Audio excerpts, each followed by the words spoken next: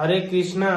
मित्रों, कैसे हैं आप लोग। आज लोगों ने यह प्रश्न किया है, ईश्वर को पाने का सरल मार्ग क्या है, मूर्ति पूजा करें या ध्यान करें। मित्रों, आज हम इसी प्रसंग में बात करेंगे। मित्रों, लोगों ने यह प्रश्न किया है, किस मार्ग से ईश्वर मिलेंगे, मूर्ति पूजा करें या ध्यान करें।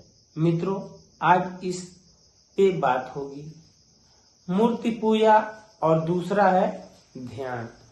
तो मित्रों, आप ये सोच रहे होंगे कि मूर्ति पूजा करें या ध्यान करें। मित्रों, आप जाइए मंदिर में, ठाकुर जी का जो विग्रह है उसको जो है अपने भाव से, श्रद्धा भाव से उसका पूजन करिए और ठाकुर जी को भोग लगाइए।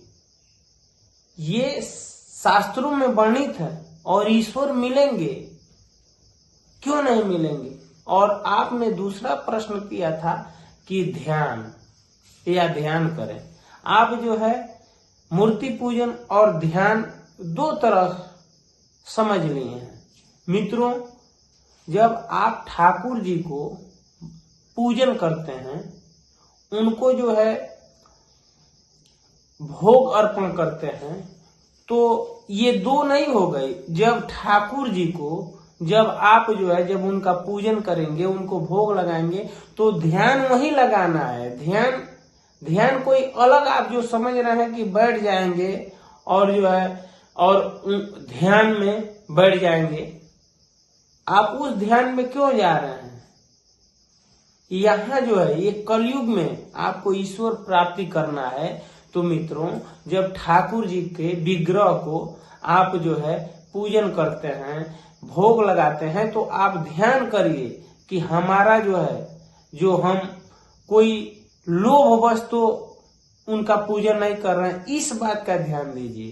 प्रलोभन तो नहीं है ईश्वर को, क्या हम लोभवश भोग अर्पण कर रहे हैं या उनकी सेवा कर रहे हैं, या जो है हम निस्वार्थ भाव से उनकी सेवा कर रहे हैं। इस ध्यान का इसका हमें ध्यान रखना है। ऐसा नहीं कि आप जंगल में चले जाएंगे और समाधि में स्थित हो जाएंगे तो ठाकुर जी आपको मिल जाएंगे।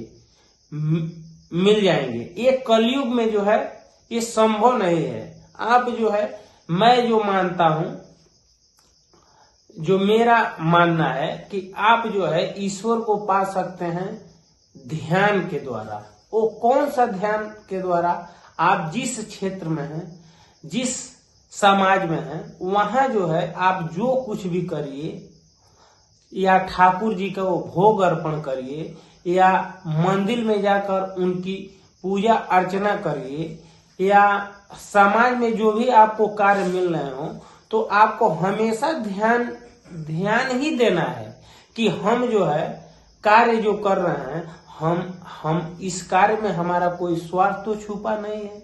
हम ऐसा तो नहीं है कि जो है लोभवश कार्य कर रहे हैं। जब आप जो भी कर्म करते हैं, अपना कर्म जो है जब धर्म समझ के करेंगे, इसका जब ध्यान देंगे, तो ठाकुर जी मिल जाएंगे। ईश्वर की प्राप्ति आप कर लेंगे।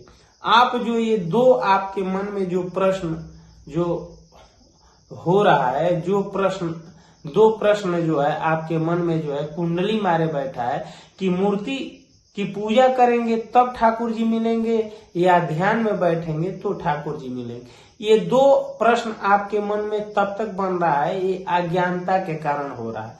आप जो है इसको जान लीजिए कि ठाकुर जी को पूजा करें या समाज के किसी क्षेत्र में हम काम करें, तो ध्यान हर जगह लगाना है। हमें ध्यान हर उस बुराइयों पर देना है कि जिससे हमारा जो है मार्ग जो है गलत पकड़ लेते हैं। हमें जो है आध्यात्मिक मार्ग में ध्यान हमेशा रखना है। ऐसा नहीं कि आप जो है किसी स्थान पे जाएंगे और आंख मूंद लेंगे तभी उनका ध्यान करेंगे। नहीं, आप जो है आप जो है किसी का पुत्र हो, तो आप इस बात का ध्यान दीजिए कि ये जो है ठाकुर जी की, ये ठाकुर जी ही इसको भी उत्पन्न किए हैं और हमें भी उत्पन्न किए हैं। तो हम इस चीज का ध्यान देंगे कि उसमें और मुझ में जो है कुछ फर्क नहीं है। उसको भी ईश्वर ने उत्पन्न किया है और मुझे वो उत्पन्न किया है। दोष दृष्टि बस नहीं होना चाहिए। उदाहरण के तौर पे मान लीजिए आपका पुत्र हो और किसी पड़ोसी का पुत्र हो और आपस में झगड़ा करने लगे और आप गए तो अपने पुत्र को वहां से हटाकर घर भेज दिया, उसको 2 थप्पड़ लगा दिए।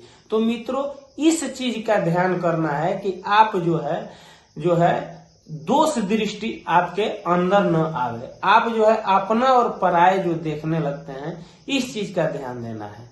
आप जब ये कह रहे हैं कि मूर्ति पूजा करें या ध्यान करें, ये 2 चीज नहीं है। आप जो है ठाकुर जी को आप जो है भोग अर्पण कीजिए, उनके विग्रह को पूजिए, ठाकुर जी मिलेंगे। लेकिन उसके साथ जो है आपको यही ध्यान देना है कि ठाकुर जी को जो हम भोग अर्पण कर रहे हैं या पूजा कर रहे हैं, तो हम किस भाव से उनको पूज रहे हैं या भोग अर्पण कर रहे हैं। मित्रों उम्मीद करता हूं कि आपको समझ में आ गया होगा कि मूर्ति पूजा और जो ध्यान करना है, इसके विषय में हमने विस्तार पूर्वक बताने का कोशिश किया। मित्रों आज इस वीडियो में इतना ही।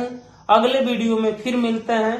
तब तक के लिए हरे कृष्णा, राम राम जी, नमस्कार, प्रणाम।